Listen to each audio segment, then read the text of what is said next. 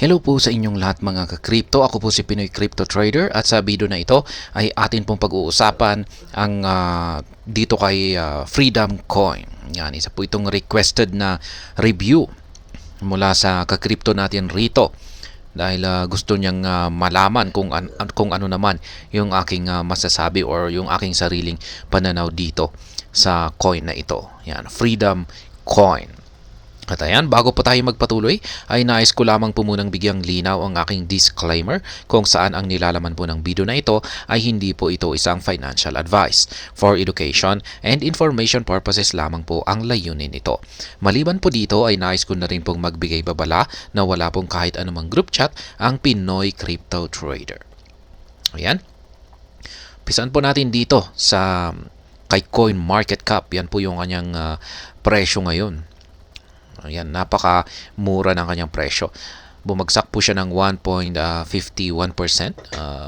nitong nakalipas na isang araw. Ayan, yung kanyang market cap ay siya po ay nasa top 1,136. Ayan. Yung kanyang trading volume nitong nakalipas na 24 oras ay nasa 1,271. Ayan, mababa po yung kanyang mga rankings. Yan yung kanilang circulating supply, napakalaki. Ayan, gumagamit po siya ng Ethereum contract. Ayan, dito po natin yung kaniyang dalawang website. Meron po siyang dalawang website, ang freedom-coin.com at ang freecoin.finance. Ayan, meron na rin po siyang dalawang socials. Meron po siyang Twitter. Ayan, check po natin yan mamaya. Yung kanyang rating ay 4.0. Mataas-taas na rin po yung kanyang rating. Yan, si Cyberscope po yung nagbigay sa kanya ng mas mataas na rating dito, 4.4. Samantalang si Certic ay 3.5. Kaya yan, gumagamit po siya ng ang dami pong mga chain explorer. Ang dami po niyang mga chain explorer. Yan. Dito po natin na-check yung mga transactions na nagaganap dito kay Freedom Coin. Ayan. Marami pong mga exchanges na sumusuporta dito. Ayan, kasama na po dyan sina PancakeSwap, ayan, Gate.io, Probit, Bitjit. Ayan, dyan po tayo makakabili ng Freedom Coin. Nandyan rin si Mexi, FMFW. Ayan, ang dami po. Kaya about Freedom Coin. Ayan, Freedom Coin is a multi-block chain coin with more than 6 million holders on Tron, Binance Smart Chain, and Ethereum. Ayan, isa po pala siyang multi-chain. Ibig sabihin ay meron po siyang kakayahan na suportahan ang iba't ibang mga networks. Ayan, katulad ni Tron, Binance, at saka si Ethereum. Ayan. At umaabot na raw po ng 6 million holders. Ayan, ang mga nag-hold dito kay Freedom Coin sa mga blockchain dito na ginagamit niya rito. Yan, the Freedom Coin offers a DeFi solution on Binance Smart Chain. Freedom Coin also develop real-world crypto payment solutions for vending machines, web shops, and shops. Ayan, meron na rin po siyang mga real-world crypto payment solutions. Ayan. Freedom Coin also develop crypto debit so that you can pay with free globally at 90 million vendors. Ayan. Meron din po siyang crypto debit cards. Ayan. Kaya isa siyang magandang payment system. Ayan. I-check po natin yung kanilang Twitter. Ayan naman po yung kanilang Twitter. Ayan. Freedom Coin, the real world utility coin that gets everyone into crypto. Ayan, meron po silang 96.6k na followers. Ayan, yung kanilang latest naka-pin. Ayan, 8 hours. Ayan, latest post po na. When will Freedom Coin Free reach its all-time high? Ayan, yan ang tanong. Kung sasagutin mo, mamimili ka lamang dito kung ano sa tingin mo or kailan niya mahihit ang kanyang all-time high. Ito po yung kanyang all-time high for 0 digits at saka 2. Ayan, fill your bags now. The last chance for early success. We can we can fly to 1,000 times. Ayan, Freedom Coin. Ayan na nga. Paakyat na raw. Ayan, don't miss out the chance. Buy now before it's too late. Ayan, talagang pinopromote po nila. Ayan, pinopromote po nila ang pagbebenta rito kay Freedom Coin. Ayan, yan yung laman ng kanilang mga X account.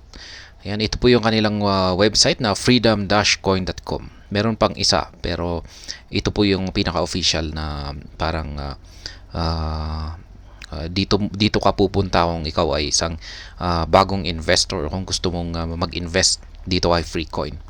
And the coin that gets everyone started in crypto. This is Freedom, the learn how to crypto coin of today, the copper money of crypto tomorrow. Ayan. Meron po silang white paper. Dito po natin mababasa yung lahat ng mga gusto nating malaman dito kay Freedom Coin. Ayan. May access, speed, certainty, cost. Ayan. Buy free. Ayan po yung kanilang feature dito. Yan po yung kanyang current market price. Ayan. Ilang zeros ba yan? Ayan. 6 na zeros. 60 digits tapos 279996. Yan po yung kanilang market cap, 2.24 million. Yan, ROI ay nasa 4,566% na. Yan, with the free coin is, ayan. The Freedom is a utility coin to support the digital transformation of the global money market from fiat to crypto. Ayan, yan po yung tatlong ginagamit niya na mga blockchain. Yan. Ang Ethereum blockchain, Binance Smart Chain at saka ang Tron chain. Real world payment coin. Yan, mga supported wallets niya, ayan. Pwede po nating i-store sa mga supported wallets na ito ang free coin. Si Trust Wallet, TronLink, MyEther Wallet, Bitberry, I'm Token, CoinNomi, Samsung Blockchain, Coinbase, MetaMask at Kai Ledger. Ayan. Suportado po niya ang ERC20, BEP20 at saka TRC10. Ayan. Partners, mga partners niya ay yan, si Gate.io, XT.com, ayan, si Bitam, Probit, Pancake at saka si LaToken. Ayan, ito po yung kanilang roadmap. Ayan, nag-umpisa po sila noong taong 2021. Kaya, yan na nga. Nakaka 5 years na nga sila. 2022 pala. 2021, 2022. 3 years. 3 years po pala. Wala pa sa 5 years. Ayan. Yung ngayon ay be able to pay with freedom on Apple, Google, Samsung, reaching 50 plus million merchants plus 150 countries. Ito po yung kasalukuyang challenge or yung roadmap na kanilang dine-develop ngayon. Kaya yan, for example, Freedom Coin Project encourages unbanked people to use crypto to switch with fiat to digital funds. This tech enables peer-to-peer payments that feature low fees. Kaya yan. Freedom Coin will burn 10% of the total circulating supply. Ayan, nagsusunog din po sila para mabawasan yung napakalaking supply nito. Ayan, sobrang napakalaki po yung supply. Ayan, makikita po natin dito, ayan. Ayan po yung bilang ng circulating supply niya ngayon. Sobrang laki. At yan, ang sunod pa rito ay tignan natin yung kanyang chart. Ayan po yung kanyang daily chart time frame mula po sa datos ni MEXC. Ayan. At mukhang base naman sa itsura ng kanyang mga candlestick ay mukhang maganda naman po yung kanyang trading.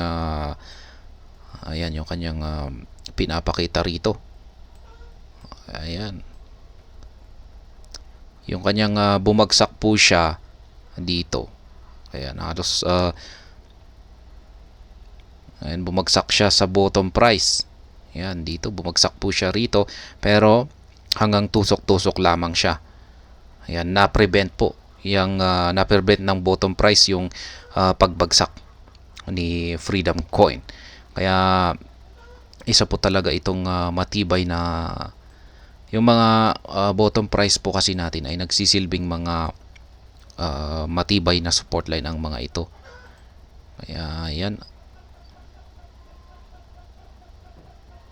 Kaya hindi po niya kinaya Yan, pero kamuntikan na. Ayan. May ilang mga candlestick na lumabas pero ayan, bumalik. Hindi po nila kinaya. Kaya ayan, matibay yung kanyang support line. Kaya nung hindi na kinayang nung hindi po niya ito kinayang basagin ay tumalbog na lamang siya at ayan, nag-umpisa siyang umakyat. Napakabilis ng kanyang pag-akyat. Ayan, napakataas din ng kanyang inakyat. Ang nangyari pa rito ay nabasag niya yung huling resistance line natin dito. Ayan, huling resistance line natin po yan. At nabasag na rin niya yung kanyang all-time high natin dito sa datos ni MEXC. Kaya yan, ngayon ay nagpapatuloy pa rin ito sa kanyang pag-akyat dahil sa nabasag niya yung pinakamataas na resistance line ay wala po tayong ideya kung hanggang saan ba siya pwedeng umakyat. Kasi gumagawa na siya ng kanyang panibagong all-time high. Yan, pero ayan, may resistance po tayo rito. Kaya nagkaroon siya ng resistance dito, pero sa tingin ko ay maaring kung mababasag niya ito ay magpapatuloy pa yan sa kanyang pag-akyat. Kaya sa tingin ko ay yan nga, tuloy-tuloy ito sa pag-akyat. I-check po natin yung kanyang weekly chart time frame. Ayan po yung kanyang weekly chart time frame dito.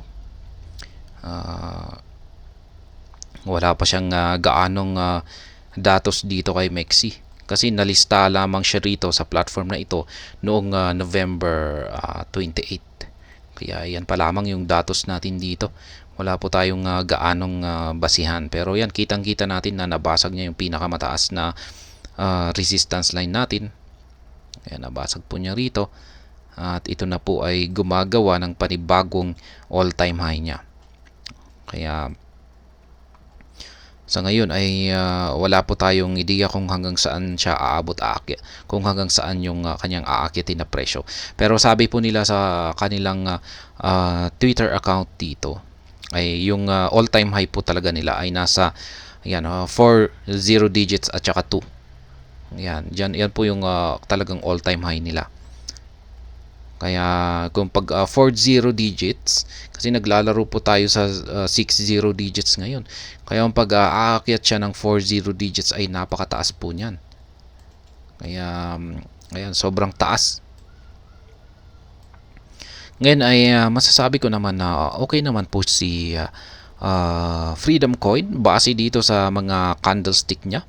Na kanyang mga nabubuong candlestick niya rito ay mukhang maayos naman po ang kanyang trading volume. Yan, yung kanyang liquidity mukhang maayos naman po. Ayan, napakagandang i-trade. Ayan, nagpapakita lamang na ayan, may market interest dito kay Freedom Coin. Yan, pero ngayon nitong mga nakalipas na araw ay yun nga lang at medyo naging napaka-volatile siya. Yan, sumabay sa biglang pag-angat nito. Yan, pero masasabi ko ay okay naman. Medyo okay naman si Freedom Coin. Ayan, at nagawa pa niyang mapigilan yung pagbagsak. Yung kanyang pagbagsak dito. Yung hindi maganda ay yung naglalaro na siya or gumagawa ng panibagong bottom price. Yung tuloy-tuloy lamang yung kanyang pagbagsak. Pero base sa kanyang performance na nakikita natin ngayon ay kitang-kita naman po natin na nakabawi siya. Kaya masasabi kong okay po sa ngayon si Freedom Coin. Ayan. Sa ngayon sapagkat hindi pa rin natin alam. Yan, kasi pwede po talagang magbago ang ihip ng ahangin. Posibleng may masamang mangyari sa kanya. At yan po yung risk na dapat na kailangan nating kung saan ay handa po tayong tanggapin ito. Yan po ang aking review rito kay Freedom Coin. Yan, para kay Ka-Crypto, masasabi kong okay naman po siya. Yan, okay naman po si Freedom Coin. Pero yan ay base lamang sa aking sariling pananaw. At ayun, hanggang dito na lamang po tayo sa video na ito. Sana po ay inyong nagustuhan ang aking paliwanag dito. Kung inyo po itong nagustuhan, pakiclick lamang po ang like button nito. Para naman po sa mga bago lamang dito, kayo po ay aking inaanyayahan para mag-subscribe. Pakiclick na rin po ang bell icon nito dahil ito po ang siyang magsisilbing notification nito sa mga bago kong videos na akin pong ina-upload sa aking YouTube channel na ito. Marami pong salamat sa panonood. Ingat po tayo lagi at God bless po sa ating lahat.